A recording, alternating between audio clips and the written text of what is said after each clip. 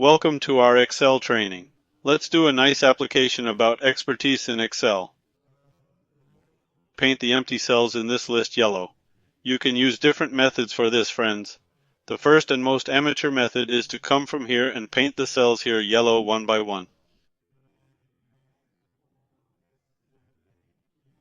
You can do this one by one. If you're going to paint one or two cells, you can do it directly like this. Another way is to select the empty cells one by one with Control, and after selecting the correct cells, paint them yellow. It is a bit better than before. You can do it faster.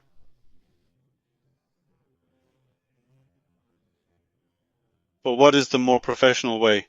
After selecting the table here, find and select Special Go to select the spaces and say OK and click the yellow with the bucket here.